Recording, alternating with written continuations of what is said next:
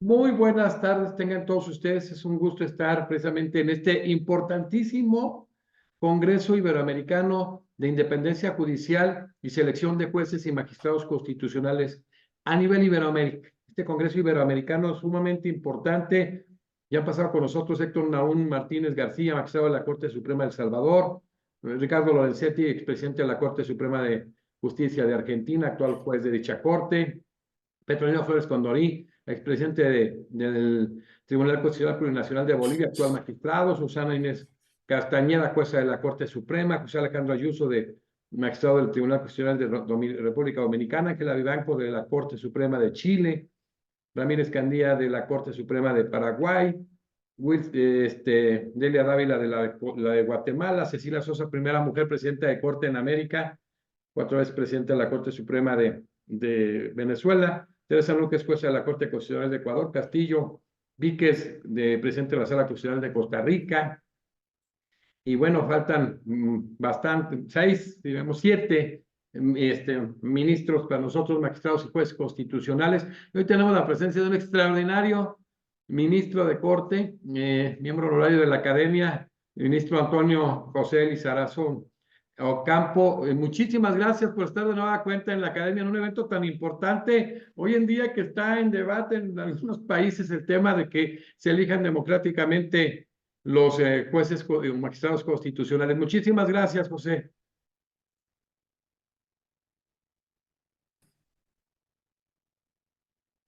Ahí me Te estamos oye. escuchando, adelante. Bueno, muchísimas gracias, José Jesús. Es para mí muy honroso y muy placentero compartir con ustedes en el día de hoy.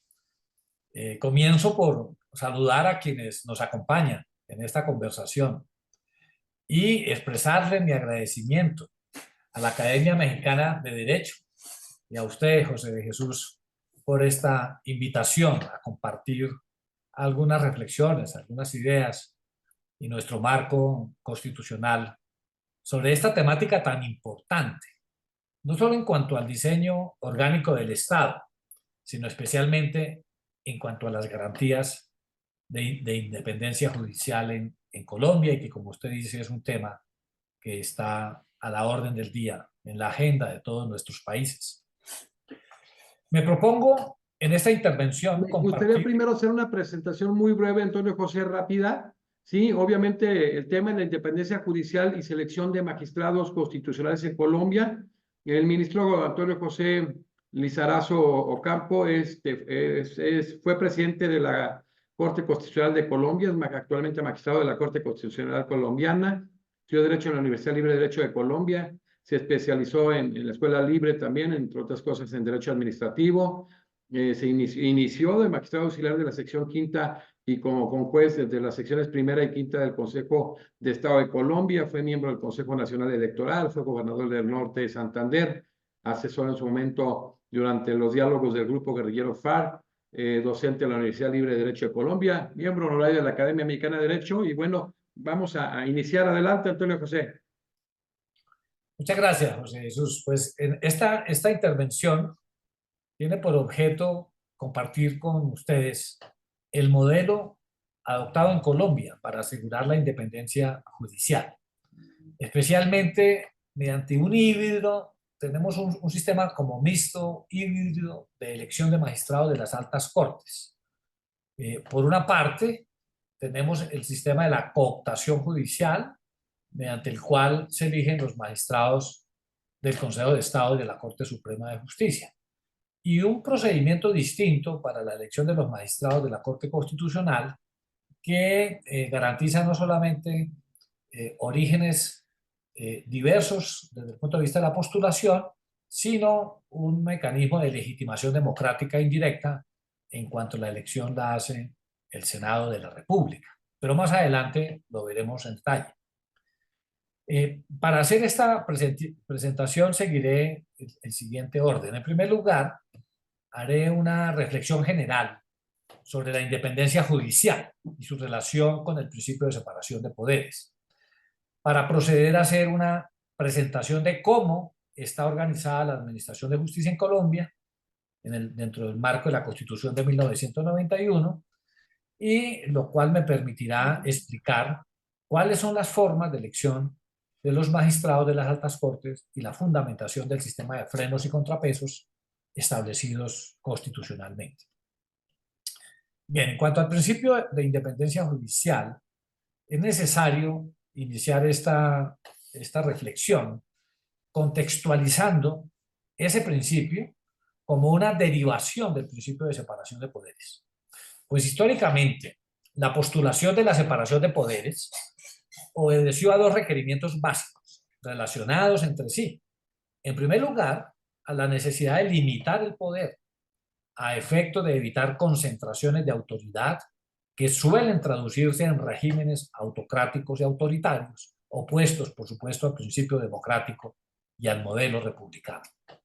Y en segundo lugar, a la de potenciar la realización de los derechos y libertades fundamentales y la eficacia del Estado a través de la diferenciación y especialización de las funciones estatales y su atribución a órganos separados y autónomos. De este modelo, el principio de separación de poderes constituye un elemento esencial en los estados democráticos, en tanto instrumento de limitación del poder y garantía de los derechos y libertades y de la realización de los fines esenciales del Estado. Y como tal exige, en primer lugar, la identificación de las funciones del Estado. Dos, la atribución de dichas funciones a órganos estatales diferenciados, aunque en principio no necesariamente de manera exclusiva y excluyente. Tres, la garantía de que cada órgano goce de independencia, en el sentido de que debe estar exento de injerencias externas en el desarrollo de sus funciones. Cuarto, la garantía de que cada órgano goce de autonomía, en el sentido de que debe poder desenvolverse y desplegar su actividad por sí mismo y autogobernarse.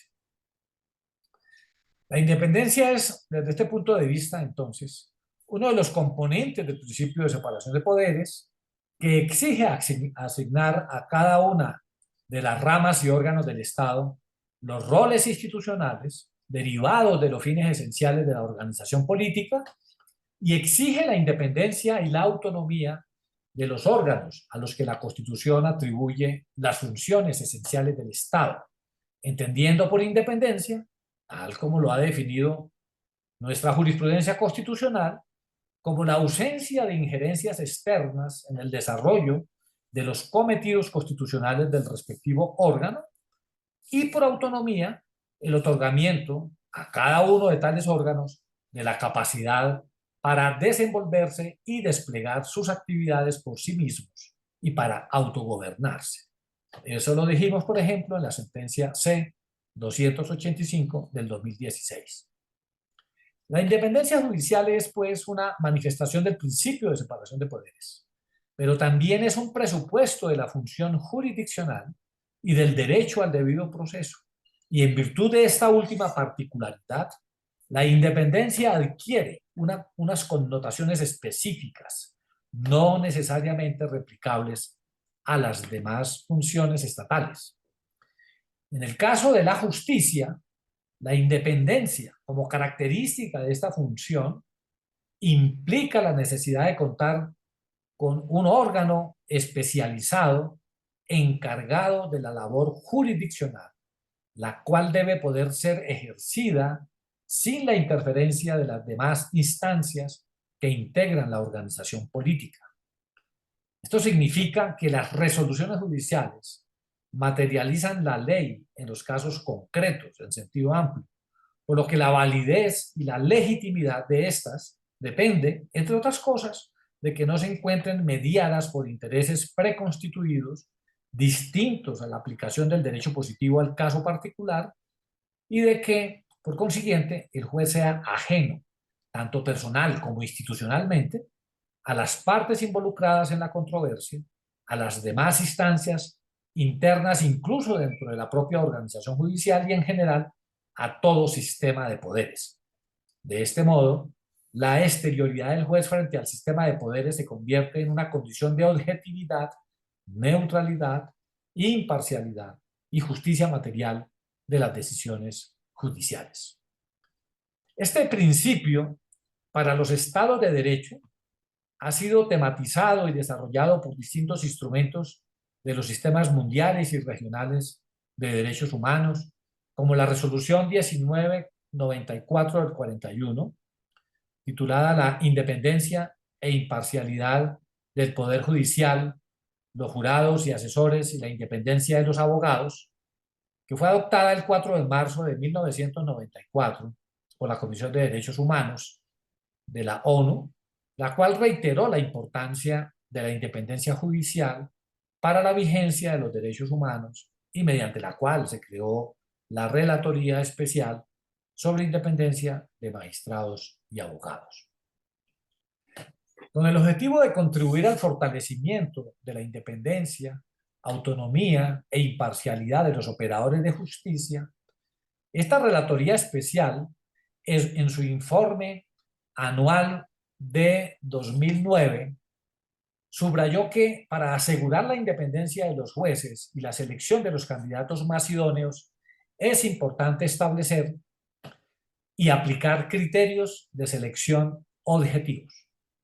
En el mismo sentido, la Asamblea General de la ONU expidió los principios básicos de las Naciones Unidas relativos a la independencia de la judicatura.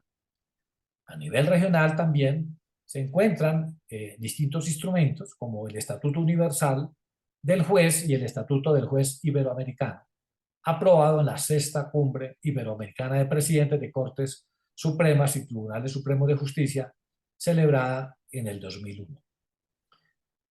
En el caso colombiano, la Constitución de 1991 también prevé un amplio catálogo de preceptos que o reconocen expresamente la independencia en el ejercicio de la función jurisdiccional o consagran modelos procesales e institucionales que aseguran este principio. Por ejemplo, el artículo 228 de nuestra Constitución establece que las decisiones de la Administración de Justicia son independientes, decisiones que comprenden, obviamente, las decisiones judiciales de todo tipo, providencias en sentido amplio, autos, sentencias. Por su parte, el artículo 230 de la Carta establece que los jueces en sus providencias solo están sometidos al imperio de la ley y que la equidad, la jurisprudencia, los principios generales del derecho, la doctrina son criterios auxiliares de la actividad judicial. Por lo anterior, la Corte Constitucional ha señalado en reiteradas oportunidades que el principio de independencia judicial constituye un elemento estructural del texto constitucional. Ha dicho así la Corte: el principio de autonomía y de independencia del Poder Judicial es una de las expresiones de la separación de poderes. Se ha señalado que este aspecto definitorio de la Constitución implica que los órganos del poder público deben ejercer sus funciones de manera autónoma y dentro de los márgenes que la misma Carta Política determina. Para el caso de los jueces, la autonomía y la independencia se reconoce a partir del papel que desempeñan en el Estado, esto es, garantizar los derechos de los ciudadanos y servir de vía pacífica e institucionalizada para la resolución de las controversias. Cierro comillas. La Corte Constitucional ha explicado que el principio de independencia judicial puede expresarse tanto en una dimensión negativa, entendida esta como la ausencia de injerencia del poder político en el ejercicio de la función de administrar justicia, como una dimensión positiva.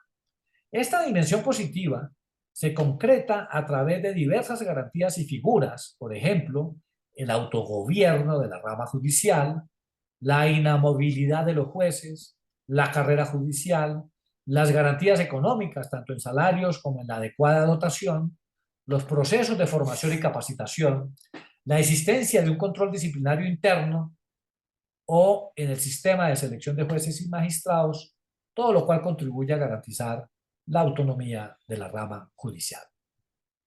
La carrera judicial y la forma de elección de los magistrados es entonces una situación íntimamente ligada a la autonomía e independencia de la rama judicial. Pues bien, En relación con la aplicación de estos principios de independencia judicial en la elección de magistrados de las altas cortes, en la Constitución de 1991, cabría señalar que nuestra Constitución es una carta que desarrolla los elementos del Estado constitucional y democrático de derecho y consagra el principio de separación de poderes como un elemento esencial al modelo de Estado, que es insustituible y que incluso se convierte en un límite al poder de reforma de la Constitución por parte del constituyente derivado. En relación con la temática que nos convoca hoy, relacionado con la elección de magistrados, es necesario dejar la claridad de que en Colombia el principio de la separación de poderes no se aplica en su versión rígida de la separación tajante y absoluta, sino la versión de la colaboración armónica, que significa que hoy hay todo un sistema de controles interorgánicos recíprocos y de ejercicio de funciones, en muchos casos, digamos, que comparten algunos órganos de distintas ramas del poder público. En el caso de nuestro constitucionalismo, el principio de la separación de poderes se aplica en su versión de la colaboración armónica, como puede constatarse en el artículo 113 de la Constitución, que establece que los diferentes órganos del Estado tienen funciones separadas, pero colaboran armónicamente para la realización de sus fines.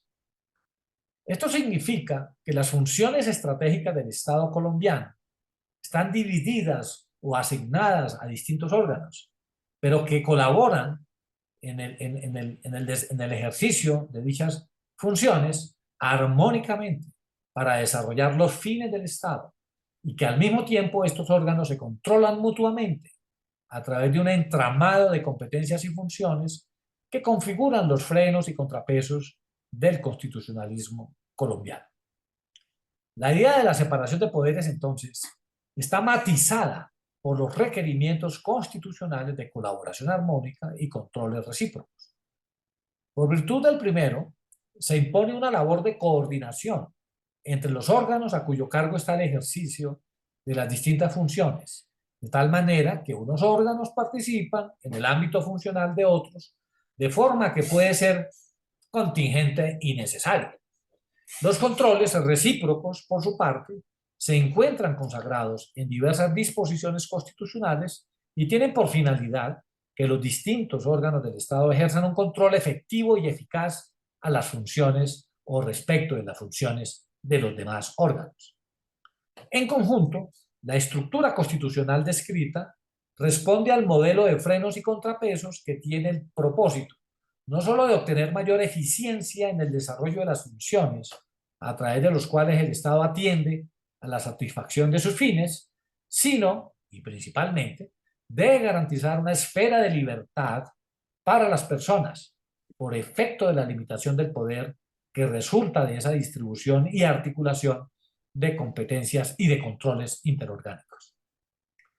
Comprender la aplicación del principio de la separación de poderes como colaboración armónica es clave a la hora de comprender la forma en que la Constitución estableció la elección de los magistrados de las altas cortes, especialmente de la Corte Constitucional. De acuerdo con nuestro diseño constitucional, la rama judicial está compuesta por, digamos, las jurisdicciones ordinaria, por una parte, cuyo tribunal de cierre es la Corte Suprema de Justicia, la jurisdicción contencioso-administrativa, cuyo tribunal de cierre es el Consejo de Estado, la jurisdicción constitucional, cuyo tribunal de cierre es la Corte Constitucional, la jurisdicción especial para la paz, cuyo tribunal de cierre es el Tribunal para la Paz y que no forma parte de la rama judicial por el diseño específico que tiene, y diversas otras jurisdicciones especiales, entre las que tenemos la jurisdicción indígena y la jurisdicción de justicia y paz. Esta última, que es una forma de justicia comunitaria y que tiene la particularidad de que los jueces son elegidos por voto popular, los únicos con esta forma de elección en el país. Me refiero, repito, a la jurisdicción de paz. Nada más. Es la tal única. como fue diseñada por nuestro constituyente. En Colombia, entonces, aplica un régimen de carrera judicial como una de las modalidades del empleo público, siendo las otras la de elección popular en el caso de los jueces de paz, libre nombramiento y remoción y el régimen de trabajadores oficiales. La carrera judicial es entonces un sistema especial de administración de personal al servicio de la rama judicial del poder público, basado en los principios de la igualdad y del mérito, para determinar el ingreso, la permanencia y la promoción en el servicio de funcionarios y empleados, que tiene como finalidad garantizar la eficacia y calidad del servicio de administración de justicia y que se encuentra estructurado a partir de los principios constitucionales generales sobre el sistema de carrera de los servidores públicos y de las disposiciones especiales que puede consagrar el legislador de acuerdo con las competencias que le han sido reconocidas. En el caso de los magistrados de las altas cortes, la Constitución estableció un régimen especial de vinculación por periodos personales de 8 años y no reelegibles.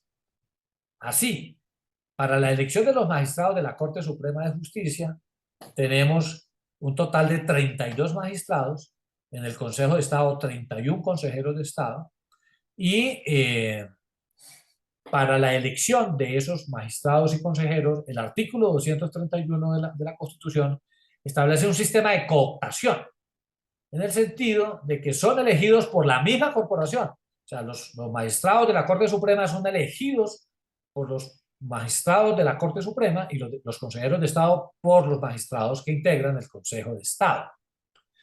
Y eso lo hacen mediante un procedimiento de convocatoria, audiencia pública, que realiza, que no es un sistema de cooptación puro y simple, es un sistema más bien combinado de cooptación, porque si bien la Corte Suprema y el Consejo de Estado realizan la elección para proveer las vacantes dentro de dichas corporaciones, lo hacen a partir de una lista de elegibles que les envía el Consejo Superior de la Judicatura mediante un procedimiento de convocatoria pública y que debe observar unos criterios de equilibrio, de ponderación, particularmente en materia de equidad de género, pero también teniendo en cuenta unos criterios para garantizar que lleguen a esas altas cortes quienes han estado dedicados al ejercicio de la profesión, pero también los que han estado vinculados a la rama judicial,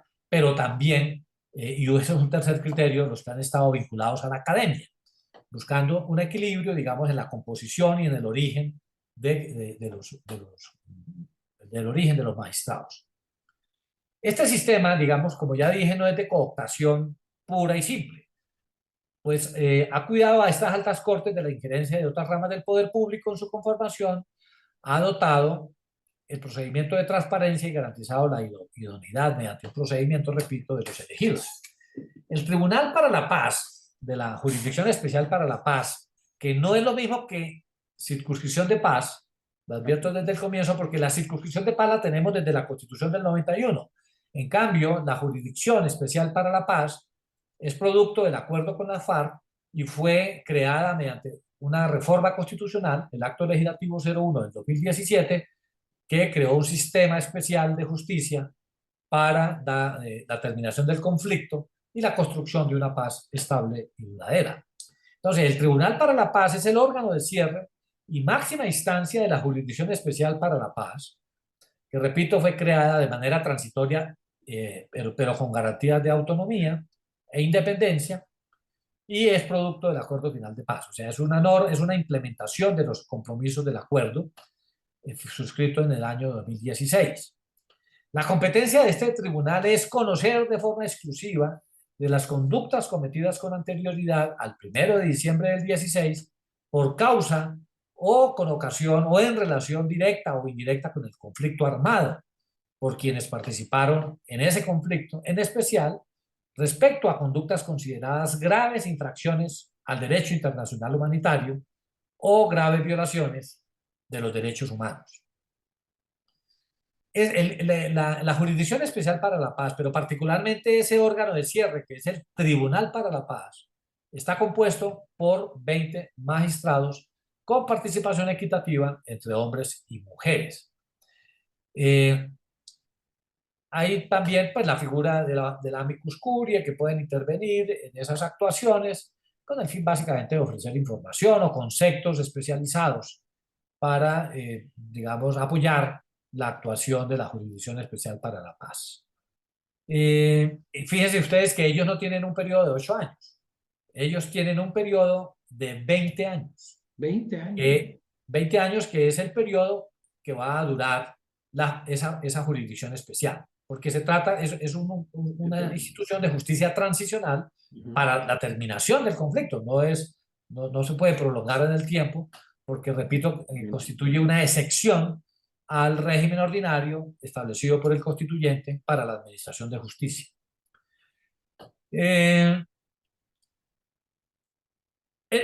Los magistrados de la jurisdicción especial fueron escogidos por un comité de escogencia que tuvo o sea, fue un régimen totalmente diferente al ordinario, porque, por ejemplo, estuvo integrado por un magistrado designado por la Sala Penal de la Corte Suprema de Justicia, un delegado designado por el Secretario General de Naciones Unidas, un delegado de la Comisión Permanente del Sistema Universitario del Estado, un delegado del presidente de la Corte Europea de Derechos Humanos y un delegado de la delegación en Colombia del Centro Internacional de Justicia Transicional. O sea que tuvo un mecanismo de selección muy diferente al mecanismo ordinario y que tenía por objeto ofrecer garantías, digamos, de imparcialidad, evitar la desconfianza que tenían los actores del conflicto en la justicia ordinaria. Ahora, como ya expliqué cómo se eligen los magistrados de la Corte Suprema y del Consejo de Estado, y en relación con la Corte Constitucional, que está integrada por 9 magistrados, estos son elegidos por el Senado de la República, pero de ternas que le presentan 3 el presidente de la República, 3 la Corte Suprema de Justicia y 3 el Consejo de Estado, y sobre esta forma de elección hablaré ahora. Pero fíjense ustedes que son 9 magistrados, 3 grupos de 3 con origen diverso, pero en todo caso con periodos personales de 8 años. Y por lo tanto no hay una corte que dure, como no es un periodo institucional, no hay una fecha de inicio y una fecha de terminación, sino que cada uno tiene sus 8 años dependiendo de la fecha de la posesión. Por lo tanto, permanentemente se presentan cambios en la Corte Constitucional y en general en las altas cortes en Colombia, excepto en la Jurisdicción Especial para la Paz, que como ya vimos es un periodo de 20 años y no tienen un sistema de retiro antes de esa fecha, mientras conserven buena conducta, por supuesto. Claro. Bien, en cuanto a la forma de elección, he dicho hasta ahora que la forma de elección de los jueces y de los magistrados está íntimamente relacionada con lo que se podría llamar como la dimensión positiva de la independencia judicial, puesto que la estabilidad en el cargo, pero también la ausencia de estímulos políticos es garantía del desarrollo de la función con transparencia e imparcialidad. En el caso de los magistrados de las altas cortes, es necesario garantizar también la legitimidad del organismo, que depende no solo de su consagración constitucional, sino también de la forma como sus miembros son elegidos para desarrollar la función jurisdiccional como tribunal de cierre.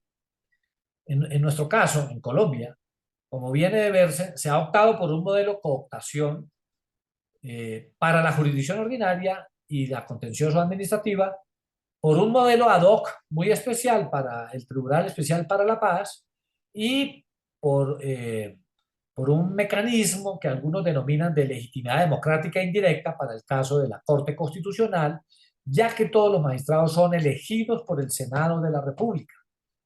De ternas, como ya dije, que provienen de diferentes autoridades, no necesariamente judiciales. El presidente de la República es una de ellas que postula ternas para integrar, para elegir 3 miembros de la Corte Constitucional. La forma de elegir a los magistrados de los tribunales constitucionales es uno de los temas más importantes de discusión en torno al funcionamiento de esta forma de justicia, y doctrinalmente se ha clasificado a partir de 3 maneras. La decisión sobre la nominación o elección de un magistrado constitucional se confía solo al Parlamento, o en nuestro caso al Congreso, como en Croacia y en Polonia.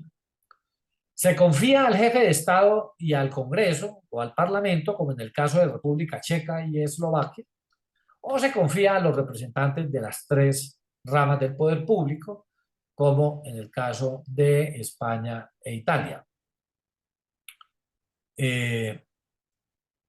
La modalidad de elección de los magistrados, establecida por el Constituyente del 91, se debe en primer lugar a que las decisiones de la Corte Constitucional, como las de cualquier tribunal constitucional, tienen un impacto profundo, no solo en la resolución de los casos concretos, sino a nivel de la interpretación de la Constitución y en la revisión de la producción legislativa, de modo que la función de los tribunales constitucionales requiere de una forma reforzada de legitimidad. Entre otras cosas, el control abstracto de constitucionalidad forma parte de lo que en nuestra Constitución se consagra como un derecho fundamental de los ciudadanos a participar en el control del poder político, en este caso, en el control de producción normativa, en el control de configuración del ordenamiento jurídico a través de una acción, la acción de inconstitucionalidad, que repito, es un instrumento del derecho político a participar en el control del poder. En el caso, por eso el modo de elección de los magistrados de la Corte Constitucional incluye un componente de legitimidad democrática indirecta que le es dado porque la elección la hace el Senado de la República, que es el órgano de representación democrática al que le corresponde elegir a los magistrados de la Corte Constitucional, y que es un órgano de elección popular, al mismo tiempo que es un modelo que propende por la armonización de varios principios como la independencia judicial, la representatividad, la democracia y la excelencia.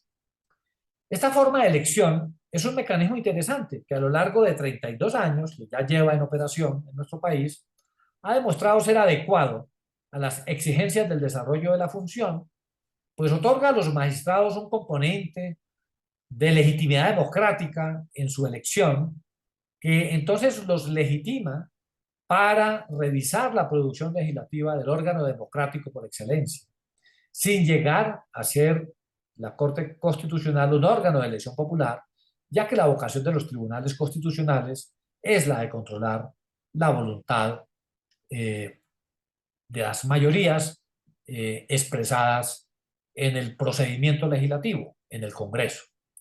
En este caso, la Corte Constitucional deriva su legitimidad, a diferencia de los integrantes de los poderes políticos, del hecho de que sus miembros han sido elegidos por órganos que a su vez han sido elegidos por el pueblo, incluido el presidente de la República cuando postula ternas. Pero su autoridad no proviene directamente de ser el reflejo de la voluntad popular. Lo anterior además se equilibra con un régimen de inhabilidades e incompatibilidades robusto, un sistema de impedimentos y recusaciones para el trámite de los asuntos, las exigencias de experiencia e idoneidad para aspirar al cargo y una limitación en el cargo en cuanto al periodo de 8 años sin posibilidades de reelección. Esta última es una de las garantías de independencia, pues implica la periodicidad de renovación de la composición del Tribunal Constitucional. Entonces, para evitar la influencia desproporcionada de los poderes políticos en la conformación de la Corte, el sistema de ternas incluye la participación del presidente, pero también de la rama judicial, con competencia para conformar ternas, tanto por parte del Consejo de Estado como de la Corte Suprema de Justicia. Esta diversidad en el origen de las ternas garantiza la diversidad en la conformación del tribunal en cuanto a su formación, en cuanto a su experiencia, y por lo tanto se constituye en una forma también de control inter e intraorgánica. Todo lo anterior además permite comprender la aplicación del principio de la separación de poderes en su versión relacionada, en su versión de la colaboración armónica, como es el modelo colombiano, y el sistema de frenos y contrapesos. Una de las manifestaciones de la separación de poderes y del control recíproco entre diferentes instituciones estatales es la función que tienen los máximos órganos de cada una de las ramas del poder público para nominar y elegir a los miembros de otras entidades del Estado.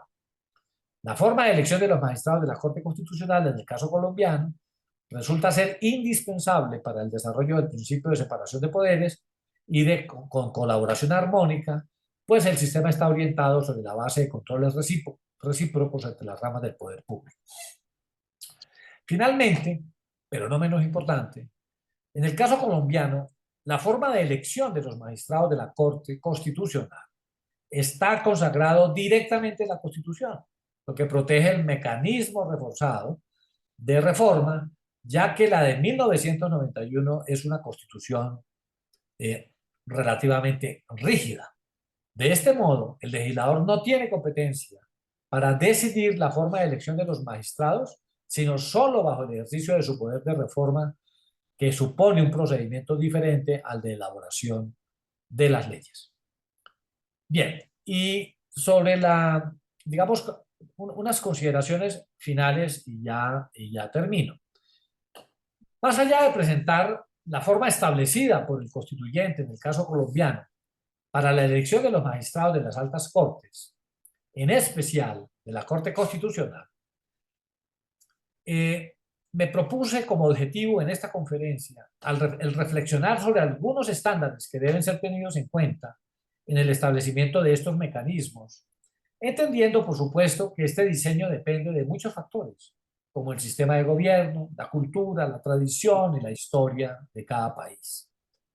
Podría señalar, no obstante, lo que acabo de decir, que un primer estándar irreductible debe ser que el mecanismo de selección de magistrados debe permitir garantizar la independencia de la Corte Constitucional, lo que implica que se pueda elegir a los mejores juristas, expertos en diversos campos y que además tengan una posición institucional fuerte, blindada de las injerencias de los poderes políticos en el ejercicio de la función. Y un segundo estándar, ya para finalizar, se debe garantizar una forma de legitimidad, al menos indirectamente democrática, pero garantizar al mismo tiempo que la elección de los magistrados esté alejada de la política ordinaria, por lo que puede resultar funcional un sistema de ternas que limite el margen de elección del órgano político o, como se propone en la doctrina, establecer un mecanismo que contemple la introducción de una mayoría cualificada para la selección de los magistrados, junto con el mecanismo de preservar una mayoría antibloqueo.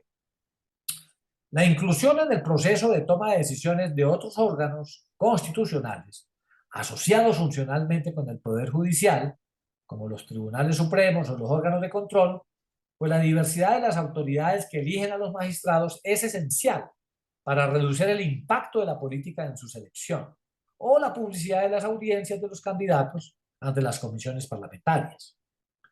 La vigencia de los derechos humanos y fundamentales en un sistema democrático requiere de un orden jurídico e institucional en el que las leyes y la Constitución prevalezcan sobre la voluntad de los gobernantes y los particulares, y donde exista un efectivo control judicial de la constitucionalidad y legalidad de los actos del poder público.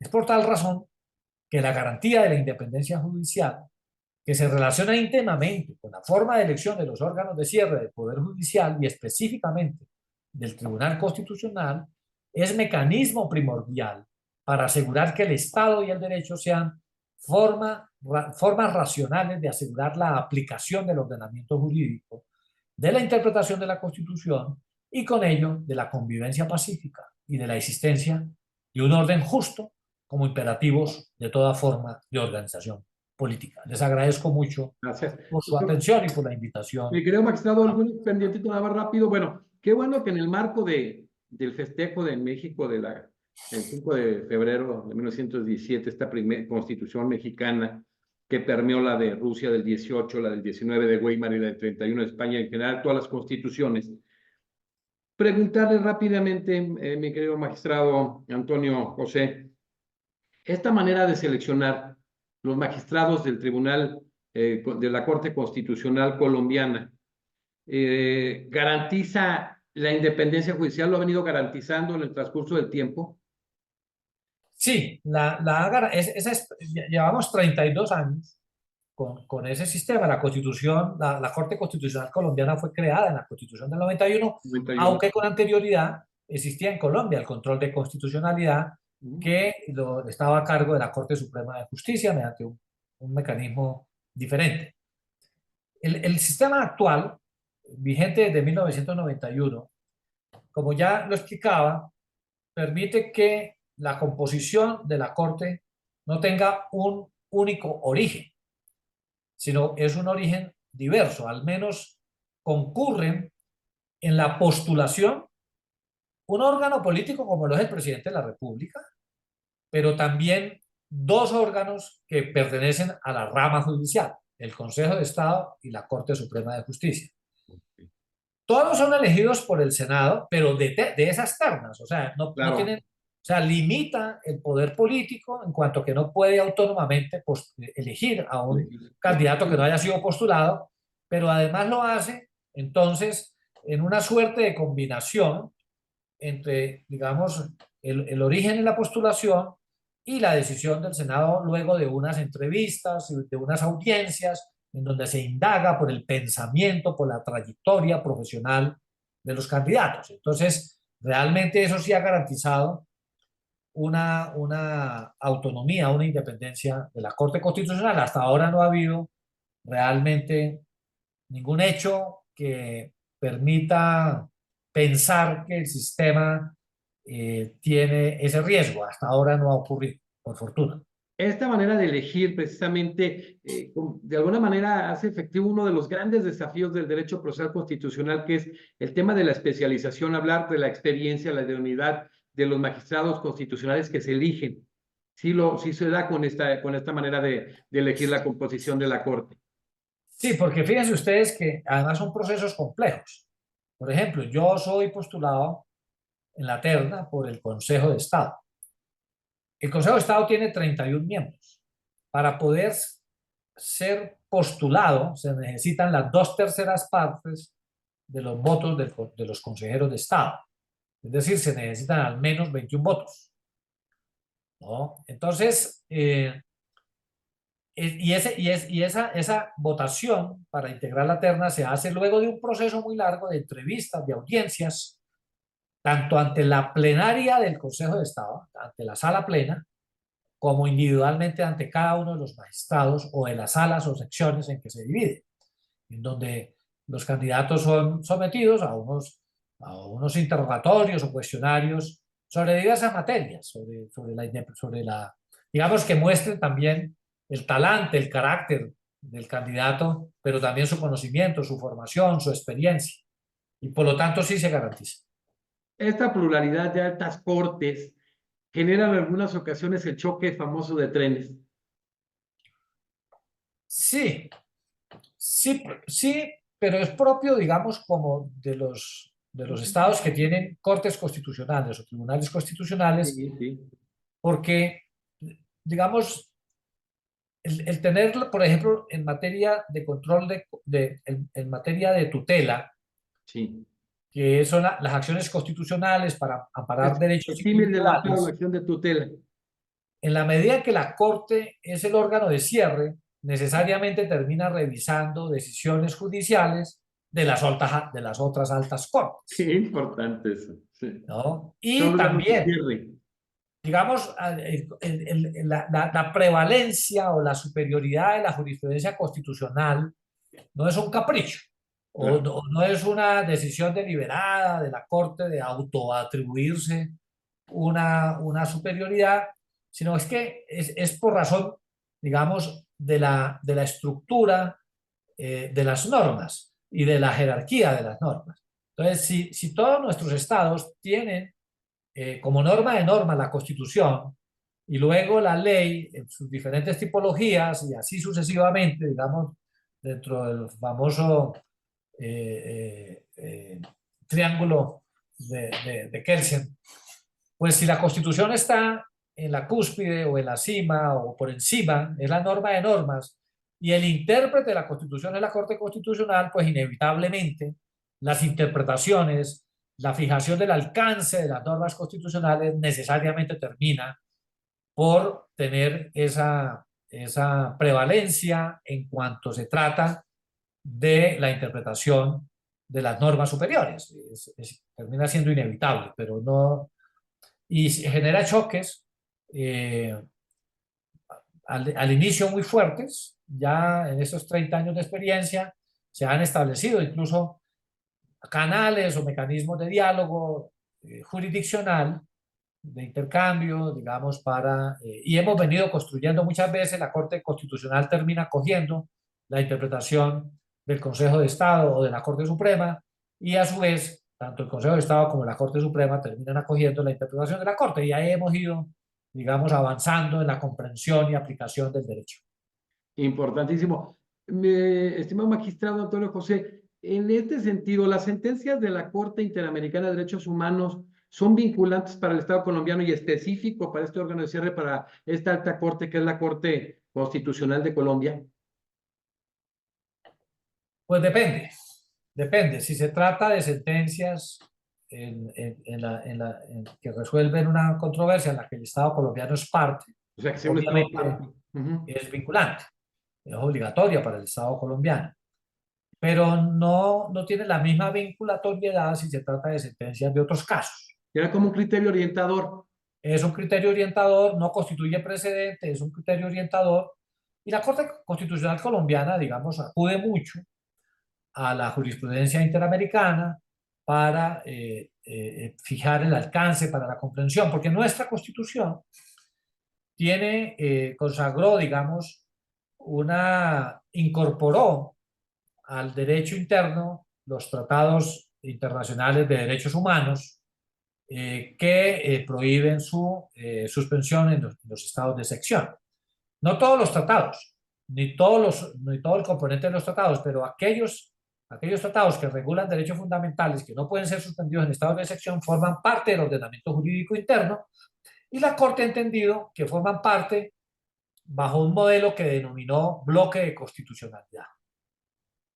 ¿Qué quiere decir? Que las normas del derecho internacional no están por encima de la Constitución, sino que se deben interpretar y aplicar en bloque, digamos, en el mismo nivel. Y por lo tanto, eso exige un ejercicio de armonización y de interpretación, digamos, integral, pero no bajo la figura del control de convencionalidad. Lo que ha dicho la Corte Constitucional es que en Colombia no existe control de convencionalidad, y que el control de convencionalidad, tal como ha sido entendido por la jurisprudencia interamericana, es incompatible con el control de constitucionalidad.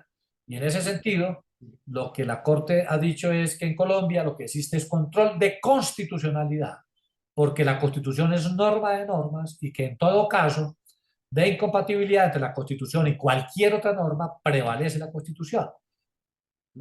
Pero obviamente con la doctrina del bloque de constitucionalidad, la Corte colombiana resuelve esas tensiones que se generan en la aplicación del sistema, de las normas del sistema interamericano, pero lo tiene resuelto, digamos, de manera pacífica dentro de la Corte Constitucional. Eso tiene de todas maneras algunas controversias, Claro. pues ustedes comprenderán que ese es un tema bastante sensible. Sí, muy interesante. Y quiero cerrar, digo, un magistrado tan prestigioso, digo, ahorita quiero también reiterar que jurisprudencia, manejos pretorianos de la Corte Constitucional de Colombia, también en este diálogo de fuentes, este diálogo jurisdiccional, el diálogo judicial, pues también lo has tomado como referencia a la Corte Interamericana de Derechos Humanos, así de fácil. Entonces es una gran calidad de la jurisprudencia de la Corte, que me da mucho gusto que esté con nosotros uno de los magistrados más prestigiosos de la Corte y de América Latina. Magistrado Antonio José, cerrar con esta gran experiencia que tiene usted de haber sido incluso presidente de tan prestigiosa Corte Constitucional, el caso de Colombia. ¿Qué opina usted en relación de que si se puede, si realmente se garantizaría la independencia judicial, si se eligieran, por ejemplo, los magistrados de las altas cortes, en el caso de México, ministros, en el caso de Argentina, jueces constitucionales, de una manera popular. Pues mire, una, yo, digamos, he estudiado los sistemas electorales en general, dentro de los sistemas democráticos. Claro. El profesor Dieter Nolen, que es probablemente uno de los académicos más prestigiosos, En derecho político, yo creo que sí, sí. ha dicho algo que me parece sabio y que me permite responderle la pregunta. Él ha dicho que las reglas electorales o los sistemas electorales no son, o las reglas especialmente, no son ni buenas ni malas en sí mismas. ¿No? No es posible decir, no, mire, es mejor la elección popular que la elección de esta manera. Digamos, en abstracto, eso no es posible.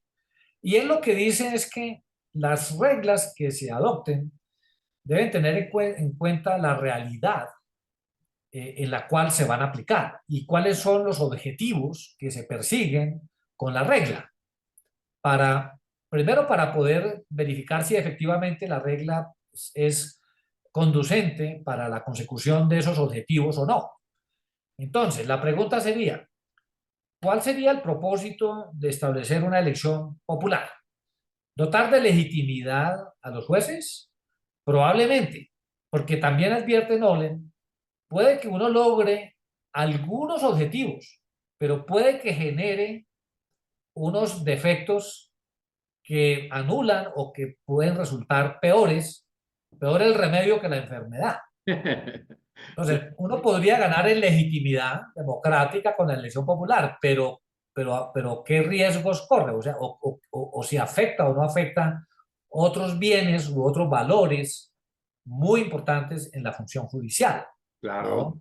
Principios, Entonces, en una presupuesto. realidad política como la nuestra, eh, digamos, es en donde los electores, todavía no, nuestros sistemas democráticos no han alcanzado, digamos, que los procesos electorales realmente, los electores, los ciudadanos puedan eh, votar de manera informada, sin presiones, en donde la pobreza o la exclusión no tenga una influencia tan grande en la decisión Exactamente. del elector. En fin, hay una cantidad de variables que me parece que no hacen aconsejable en las actuales circunstancias una elección popular. De hecho, incluso bastaría con analizar los cargos y corporaciones de elección popular, a ver si efectivamente a través de ese mecanismo se logra, porque la legitimidad de los jueces no está solamente en el origen, está Claro. también en la capacidad de argumentar, de fundamentar las decisiones.